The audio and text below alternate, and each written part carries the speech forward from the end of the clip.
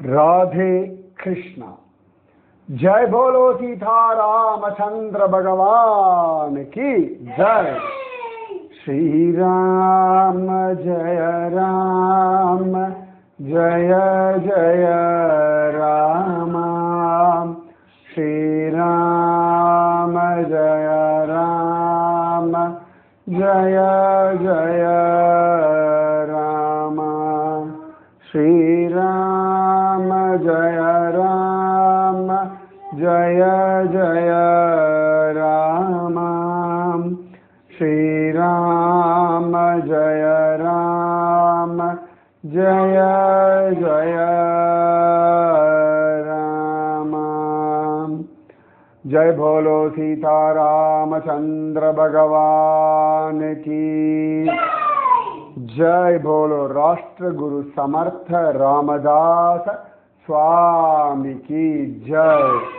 जय बोलो वीर धीर सूर आंजनेय स्वामी की जय। जय बोलो भारत माता की जय। जय बोलो मुक्ताबाई की जय। மகோன்னதமான ஒரு நாள் இன்று.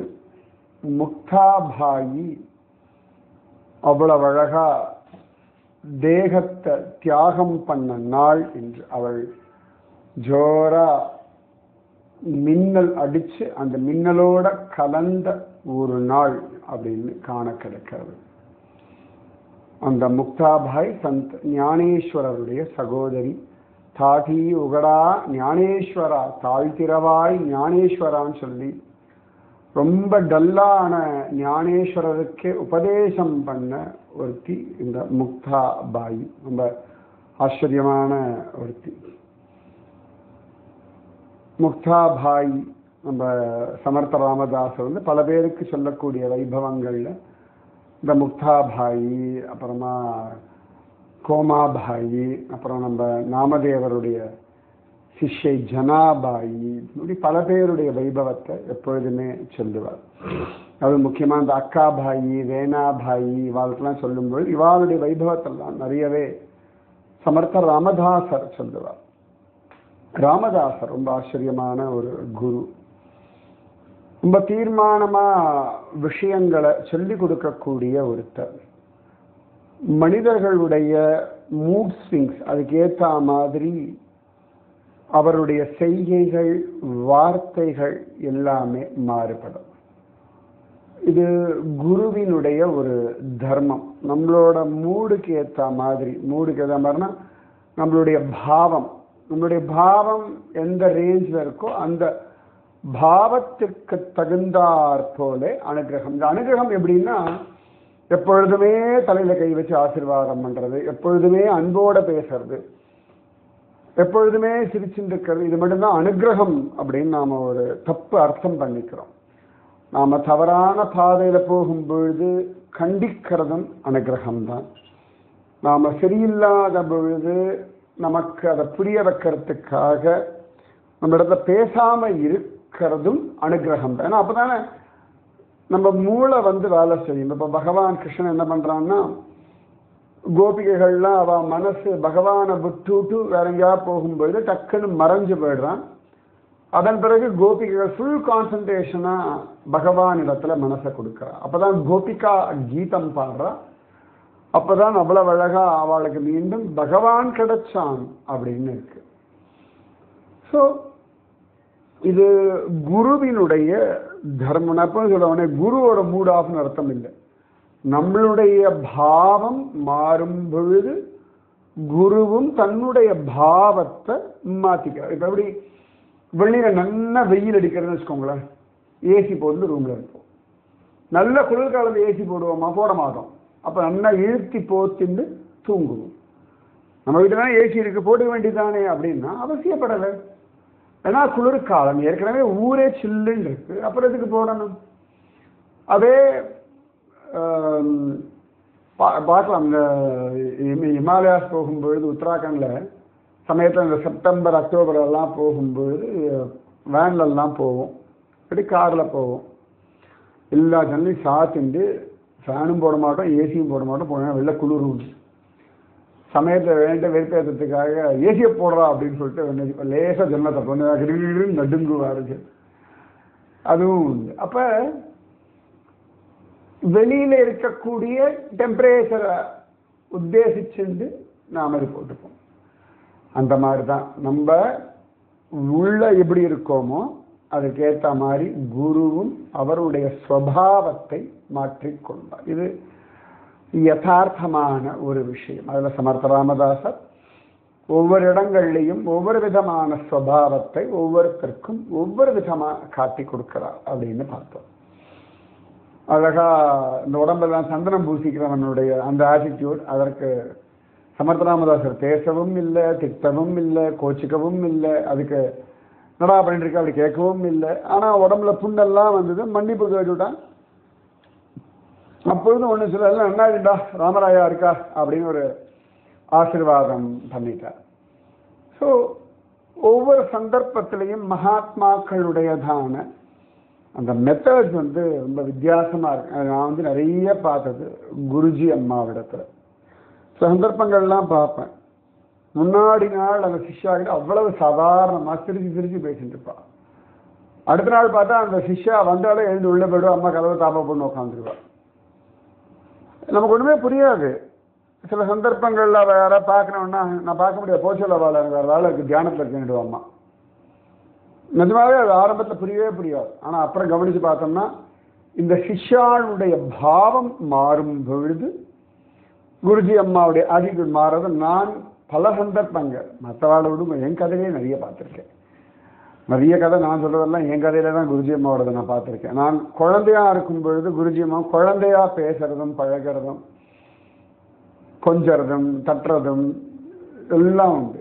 அதே நான் ஒரு திமிருத்தனம் காட்டினேன்னா நெருப்பாக இருப்பா குருஜி அம்மா. பக்கத்தில் போய் நிற்க கூட முடியாது. பக்கத்தில் போய் நின்னோம்னா கண்டுக்கவும் மாட்டா, பேசவும் மாட்டா, விலையே கொடுக்க மாட்டா, ஒரு விஷயம் சொல்லவும் மாட்டா. ஏன் இங்கே நிற்கிறப்போ அப்படின்னு அந்த அந்த அதட்டல் உருட்டல் மிரட்டல் கூட இருக்காது.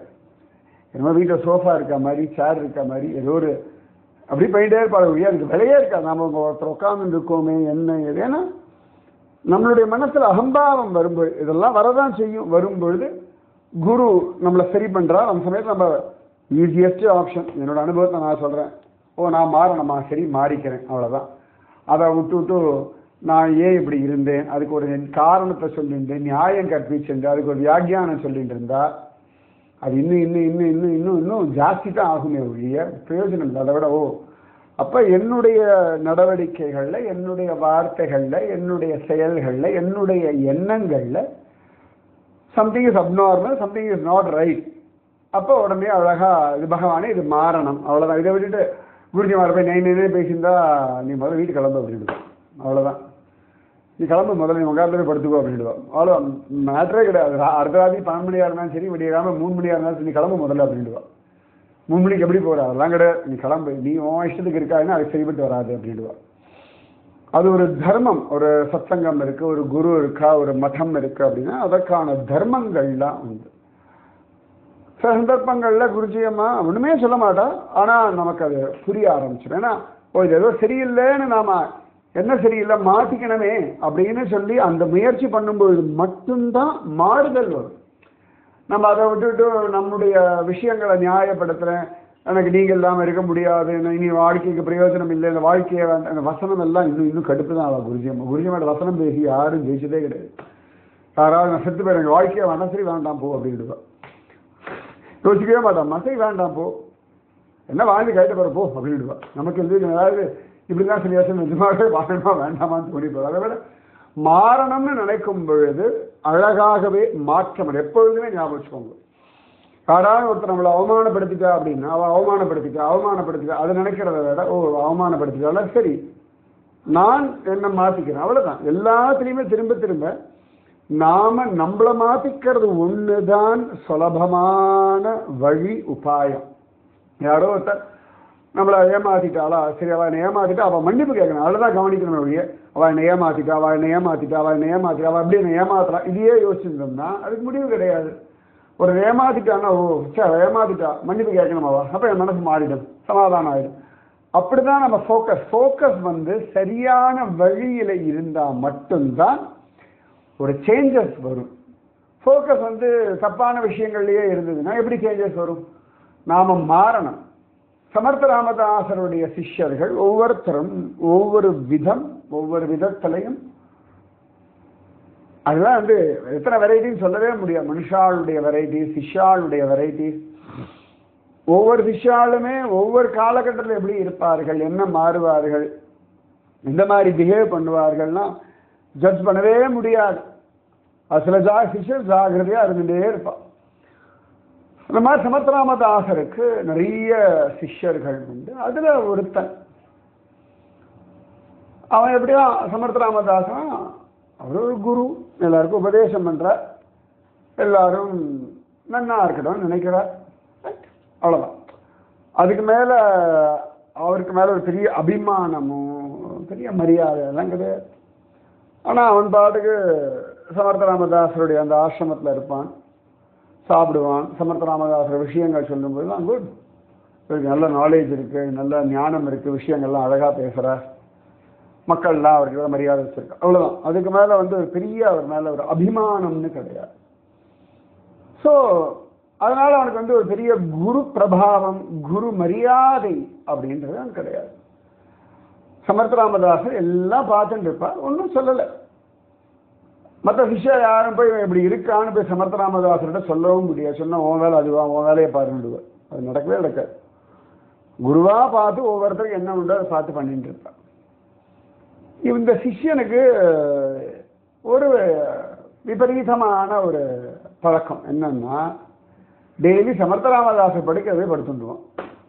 அவர் எங்கேயாவது சிஷ்யாவோட பேசிட்டு இருக்காருன்னா அவன் போய் ஜம்முன்னு படுத்துட்டுருவோம். ஏன்னா அவனுக்கு பிடிக்கும் அந்த இடம், அந்த அமைதியா இருக்கு. அதோட அவரோட படுக்கையில் படுத்தா நல்லா தூக்கம் வந்துடும். சமர்த்தராமதாசர் அப்படி ஒரு தியானம் பண்றார். அந்த இடத்துல அந்த சூழ்நிலையே ரொம்ப காமா பீஸ்ஃபுல்லா இருக்கு. ஏன்னா மகாத்மாக்களுடைய மனசுல எப்பொழுதுமே பகவத் சிந்தனை எல்லாம் இருக்கிறதுனால, தங்களுடைய எண்ணங்கள் அவ ஃபில்டர் பண்றதுனால, எண்ணங்களை ஆராய்ச்சி பண்ணி இதெல்லாம் வேண்டாத எண்ணங்கள்னு ஒதுக்குவார்கள். சரி, நாம் எல்லாருமே நெகட்டிவ் எண்ணங்களை திரும்ப திரும்ப திரும்ப திரும்ப ஆராய்ச்சி பண்ணிட்டு இருப்போம். மகாத்மாக்கள் நெகட்டிவ் எண்ணங்களை ஒதுக்குவார். ஒதுக்கணும், ஒதுக்க ஒதுக்க ஒதுக்க தான் அது ஈஸியா இருக்கும். ஆராய்ச்சி பண்ணுவா, இந்த எண்ணம் ஏன் வந்தது, இதுக்கு என்ன காரணம், ஓ சரி இது பொறாமைனால வந்திருக்கும், அப்ப அந்த பொறாமை வேண்டாம் அப்படின்னு சொல்லிட்டு அந்த பொறாமையை ஒதுக்குவா. இப்படி ஒவ்வொன்றா நம்முடைய எண்ணங்களை கவனிச்சு நாம அதுல இருந்து நம்மளை மாத்தி கொண்டு வரணும். எண்ணங்கள் வரத்தான் செய்யும். அந்த எண்ணங்களை அழகா பார்த்து பார்த்து ஃபில்டர் பண்ணி இதெல்லாம் தேவை, இதெல்லாம் தேவையில்லைன்னு நாம தான் ஒதுக்கணும். இப்போ வாழைப்பழம் யாராவது கொடுத்தோம்னா அவள் ரொம்ப அன்போடு கொடுத்தான்றதுக்காக அவள் கொடுத்த வாழைப்பழத்தோட தோலையெல்லாம் சாப்பிட முடியாது. தோலை தூக்கி போட்டு வாழைப்பழத்தை அவள் எவ்வளோ அன்போடு கொடுத்துருக்கா, எவ்வளோ ஆசையாக கொடுத்தா, அவ்வளோ அருமையான வாழைப்பழம், தோலையும் பத்திரமா வச்சுருக்காருன்னு அது பைத்தியக்காரன். தோலை தூக்கி போட்டுறணும், வாழைப்பழத்தை சாப்பிடணும். அந்த மாதிரி யாராவது பலாப்பழம் கொடுத்தா ரொம்ப ஆசையான்றதுக்காக சாப்பிட்டு முடிச்சு பலாப்பழத்தோட வெளித்தோல், பலாப்பழத்தோட உள்ளுக்குள்ள இருக்க தேவையில்லாதெல்லாம் பத்திரப்படுத்தி வச்சுருந்தேன். அன்புக்காக வந்து பலாப்பழத்தில் என்ன வேணுமோ அதை மட்டும்தான் எடுத்துக்கொள்ள முடியுமே ஒழிய, யாரோ ஒருத்தர் அன்பு இருக்குனால அள்ளி அள்ளி சாதம் போடுறா, அவன் அன்போடு கொடுக்கான்னு சாப்பிட்டு செத்து போயிடுவோம். நிஜமாவே அவளுக்கும் பிரச்சனை, நமக்கும் பிரச்சனை. வயிற்றுக்கு எவ்வளவு வேணுமோ அவ்வளவுதான் சாப்பிடணும். அப்ப எந்த விஷயத்தை யார் கொடுத்தாலும் எவ்வளவுதான் அன்பு அக்கறை உரிமை எல்லாம் இருந்தாலுமே கூட, அம்மா அன்போட தான் தாய்ப்பால் கொடுப்பா, குழந்தைக்கு எவ்வளவு பசி இருக்கோ அவ்வளவுதான் சாப்பிடும். அம்மா கொடுக்காலே சாப்பிடுது, அம்மா செஞ்சு போயிடும், குழந்தைக்கு செஞ்சு போயிடும். இதுதான் நடக்கும். அப்ப எதுக்கு எல்லாத்துக்கும் ஒரு எல்லை உண்டு. அப்ப அதை புரிஞ்சுக்கணும். சமர்த்தராமதாசர் நிஜமா நான் பார்த்துருக்கேன். ஏன்னா குருஜி அம்மா எங்கேயாவது உட்காந்து படுத்தோம், அந்த இடத்துக்கு போனால் நிறைய பேருக்கு அப்படியே ரிலாக்ஸா உட்காந்துருவான். நான் இதை கண்கூடா வந்து பார்த்தது வந்து ரமணாசிரமம் திருவண்ணாமலை. அங்கே உள்ளே போயாச்சுன்னா அது வரைக்கும் வெளில அவ்வளோ மெட்டீரியலிஸ்டிக்கா உலகாயுதமா இருக்கவா கூட அப்படியே அமைதியா நாங்கள் பார்த்துக்கேன். உள்ள போனாலே நிஜமாவே நாம சரீரம், அந்த போஸ்ட் இல்லாட்டி நம்மளுடைய பணம் இதெல்லாம் போயிட்டு ஐ எம் எ சோல், நான் ஒரு ஆத்மான்ற ஒரு நினைவு நமக்கு தெரியாமலேயே உள்ளுக்குள்ளேந்து வந்துடும். நான் ஒரு ஆத்மா, அந்த ஆத்மா, நான் ஒரு ஆத்மான்னு அந்த ஃபீலிங்கே அழகா இருக்கும். நான் ஒரு ஆத்மான்னு நம்ம பேசுவோம், அதை ஃபீல் பண்ண மாட்டோம். நான் ஆண், நான் பெண், இதெல்லாம் ஃபீல் பண்ணுவோம். நான் படிச்சிருக்கேன், எனக்கு இவ்வளோ வயசாக இருக்குது, நான் இவ்வளோ சம்பாதிக்கிறேன், நான் இந்த ஊரில் இருக்கேன், நான் நிறைய ஃபீலிங்ஸ். ஆத்மான்றது ஃபீலிங்கே கிடையாது, அது அந்த உணர்வே கிடையாது நமக்கு. நம்மலாம் பாடியை பேஸ் பண்ணி தான் ஒரு விஷயங்களை உணர்கின்றோம். அங்கே போயாச்சுன்னா நமக்கு இந்த பாடி கான்சியஸே மறந்து போய் நான் ஒரு ஆத்மா அப்படின்றது ரொம்ப தெளிவா அப்படியே உள்ளுக்குள்ள அப்படியே ஜம்முன்னு அது கொண்டு வந்து கொடுக்கும். அத்தனை ஆச்சரியமா இருக்கும். ரமணாசிரமத்தில் அதை நான் பார்த்தேன். அதுக்கப்புறமா ஆலந்தி ஞானேஸ்வரருடைய சமாதியில போனோம்னா அப்படியே ரொம்ப ரிலாக்ஸா நிறைய இடங்கள் சொல்லலாம். சுவாமி ராகவேந்தருடைய மந்த்ராலயம், நான் சில சொல்றேன்னா பல இடங்கள்ல, முக்கியமா இந்த மாதிரி மகாத்மாக்களுடைய தபஸ் பண்ண இடங்கள், இல்லாட்டி அவர்களுடைய அந்த பக்தர்களுடைய ஜீவ சமாதி, பக்தர்கள் வாழ்ந்த இடங்கள். ஒன்றும் வேண்டாம், இந்த அவுரங்காபாத் போகும்பொழுது ஏக்நாத் மகாராஜ் பைட்டன் போனோம். உள்ள போகும்பொழுது அப்படியே ரொம்ப பீஸ்ஃபுல்லா, சத்தம் போட்டு பேசக்கூட தோணுது, அவ்வளவு பீஸ்ஃபுல்லா ரொம்ப ரிலாக்ஸா இருந்தது. ஏன்னா அவருடைய அந்த ஏக்நாத் அப்படின்னாலே சாந்தி பிரம்மம், அங்கே போனாலே இந்த சாந்தி தானாவே அமைதியா அப்படி வந்துடும். அப்ப ரொம்ப ஆச்சரியம். இவன் என்ன பண்ணுவான், அந்த படுக்கையிலவே படுத்துப்பான், என்ன தூங்க ஒரு நாள் ருச்சி கண்டுட்டான், ஆனால் அப்பப்போ போய் படுத்துப்பான். யாரும் ஒன்றும் சொல்ல. சமர்த்த ராமதாசர் கேள்வியும் கேட்கற. இப்படியே சில நாள் ஓடின்னு இருக்கு. ஒரு நாள் அவன் நன்னா படுத்தாச்சு, தூங்கியாச்சு. ஒரு பெரிய அனுபவம் அவனுக்கு கிடைச்சோட. இந்த கட்டிலோட 4 பக்கத்துல 4 பேர் நின்றுட்டு இருக்கா. ராமன், லக்ஷ்மணன், பரதன், சத்ருகன். சமர்த்த ராமதாசருடைய கட்டிலோட 4 பக்கத்துல இவன் 4 பேர் செக்யூரிட்டி கார்டு மாதிரி நின்றுட்டு இருக்கா. அல்லறிட்டான். கையில வில்லு அம்பெல்லாம் வச்சுண்டு காம்பீரியமா ராம, லக்ஷ்மண, பரத, சத்ருகன ஒரே மாதிரி இருப்பான். 4 பேருடைய ரூபமும் ஆல்மோஸ்ட் சிமிலரா தான் இருக்கும். கலர்ல மட்டும்தான் கொஞ்சம் வித்தியாசம் இருக்குமே ஒழிய, பட் 4 பேரும் அப்படியே தானே. அடுத்தடுத்த நாள் அன்னைக்கு பிறந்த அடுத்தடுத்த நாள் பிறந்த குழந்தைகள் தானே. அப்ப அல்லறிட்டான் அவன். அந்த அந்த காட்சி, அதுவும் சாதாரண ஒரு கோவில்ல போய் சுவாமியை பார்க்கறது வேற. நம்மளை சுத்தி யாராவது கண்ணை முடிக்கும் போது சுத்தி வர 4 பேர் இருந்தா நமக்கு வேண்டப்பட்டவாளா இருந்தாலும் திடுக்குன்னு தான் பண்ணும். குழந்தையா இருந்தாங்கன்னா சிரிப்போம். பெரியவாள் ஆயாச்சுன்னா இன்னும் நிற்கிற அம்மாவா இருக்கணும், அப்பாவா இருக்கணும், ஒரு திடுக்கணும். ராமனும், லக்ஷ்மணனும், பரதனும், சத்ருகனும் அப்படின்னு உடனே அப்படியே சம்பிச்சு போயிட்டான். அப்படியே என்னெல்லாமோ ஆயிடுச்சு அவனுக்கு. கொஞ்ச நேரம் ஆயாச்சு, அப்படியே அல்லறி அடிச்சு மயங்கி போயிட்டான். அப்புறம் சப்தம் கேட்கறதுன்னு சிஷ்யாலாம் வந்து அவன் கட்டில கீழே விழுந்துட்டான். அப்புறம் சிஷ்யாலாம் தூக்கி கொண்டு போய் வேற எங்கேயோ வச்சா கொஞ்ச நேரம் கழிச்சு அவனுக்கு சுய பிரஜை வந்தது.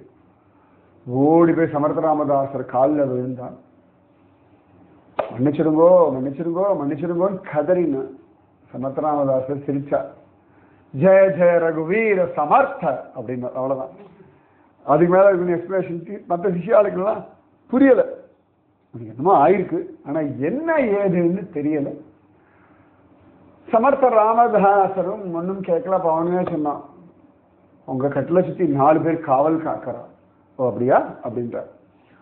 ராம, லக்ஷ்மண, பரத, சத்ருகன். ஓஹோ அப்படியா அப்படின்றார். ஓஹோ அப்படியா, ஓ அப்படியா இன்னும் பயமுறுத்துறது அவனுக்கு.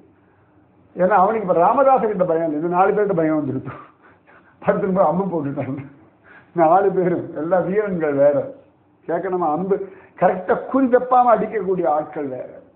அதாவது கொஞ்சம் உக்ரமா பார்த்தாலும் ராம, லக்ஷ்மண, பரத, சத்ருகன் ரொம்ப சாஃப்டா, ரொம்ப பாவமா, அன்போட, கருணையோட பார்க்கறது. என்னடா என்ன எங்க படுத்துட்டு என்ன திமிரா அப்படின்ற மாதிரி இவன் 4 பேரும் பார்த்த பார்வையில வெளிரிட்டான்.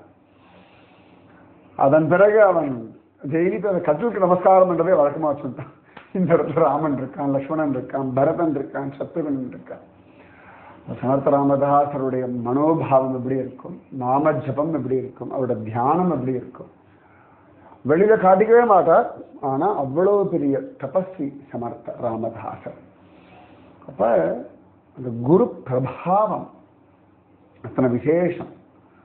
அதனால எந்த மகாத்மாவா இருந்தாலும் மரியாதையா இருந்துக்கோங்க. உங்களுக்கு புரியலையா விட்டுடுங்கோ.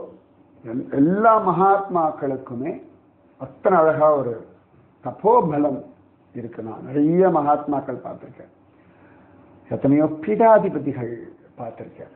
ரொம்ப ஆச்சரியமா இருக்கும். நீங்க ஒவ்வொருத்தருடைய அனுபவம் எல்லாம் அசாத்தியமா இருக்கும். இப்ப இருக்கக்கூடிய அழகிய சிங்கர் கூட ஒரு சந்தர்ப்பத்துல ஒரு கிராமத்து வழியா சஞ்சாரம், இப்ப இருக்கக்கூடிய மற்றவர்களுடைய அழகிய சிங்கர். அப்ப அந்த கிராமத்துல இருக்க சில பேர்லாம் வந்து, சாமி இந்த விவசாய பூமியில மட்டும் எத்த போட்டாலும் ஒன்றும் விளையிறதே இல்லை சுவாமி, நீங்க வந்து அனுகிரகம் பண்ணணும் அப்படின்னு சொல்ல, அழகிய சிங்கர் உட்காந்து தியானம் பண்ணி இங்க உள்ளுக்குள்ள சுவாமியோட மூர்த்தி இருக்கு, பள்ளம் தோண்டு எடுக்கணுங்க. பார்த்தா அங்க உள்ளுக்குள்ள சுவாமி இருந்தார். அது யாருக்கும் தெரியல, அந்த ஊர்ல இருக்கவாளுக்கு அழகிய சிங்கருக்கு தெரிஞ்சு அதன் பிறகு அந்த மூர்த்திகளை பள்ளம் தோண்டி அந்த இடத்துல வெளிக்கொணர்ந்தார்கள். அது வரைக்கும் யாருக்குமே தெரியல. அவள் ஊர் தான் பல வருஷமா அவளும் என்னமோ, ஏன் இந்த நிலத்துல மட்டும் ஏன் ஒன்றும் விளையிறது, அக்கம் பக்கத்தில் எல்லா நிலத்துக்கும் விளையிறது, இந்த நிலத்துக்கு மட்டும் என்ன பிரச்சனை அப்படிதான் யோசனை பண்ணிட்டு இருந்தாள். மகாத்மாக்களுடைய இந்த தியானம் தபஸெல்லாம் நிஜமாவே அதி விசேஷமானது. அதனால மகாத்மாக்கள் மகாத்மாக்கள் தான். ஸோ நாளை இன்னொரு விஷயம், இன்னொரு அனுபவம் பார்ப்போம். ராதே கிருஷ்ணா. ஸ்ரீராம ஜய ராம ஜய ஜய ராம, ஸ்ரீராம ஜய ராம ஜய ஜய ராம. அப்போ இன்னைக்கு பகவானோட கிருபை ரொம்ப நாள் கழிச்சு திருப்புளியங்குடி பூமிபாலர், வரகுணமங்கை விஜயாசனர், ஸ்ரீவைகுண்டம், கள்ளர் வீரான், இவா 3 திவ்யதேச பெருமாள் நவதிருப்பதிகளில் முதல் 3 பெருமாளை சேவிக்கிற பாக்கியம். புளிங்குடி கிடந்து வரகுணமங்கை இருந்து வைகுந்தத்துள் நின்று அப்படின்னு நம்மாழ்வார் சொன்ன அந்த இதில் இந்த நவதிருப்பதி இந்த 3 பெருமாளை இன்னைக்கு காத்தால ஒரு 2 மணி நேரத்தில் தரிசனம் பண்ற பாக்கியத்தை பகவான் கொடுத்தான். இன்னைக்கு அந்த அனுபவத்தோட இந்த ராமதாச வைபவம். ராதே கிருஷ்ணா. जय बोलो सीता रामचंद्र भगवान की जय. जय बोलो राष्ट्र गुरु समर्थ रामदास स्वामी की जय. जय बोलो वीर धीर सूर आंजनेय स्वामी की जय. जय बोलो स्वराज्य सिंहासनाधिपति छत्रपति शिवाजी महाराज राजे की जय. जय हिंद, भारत माता की जय. राधे कृष्णा.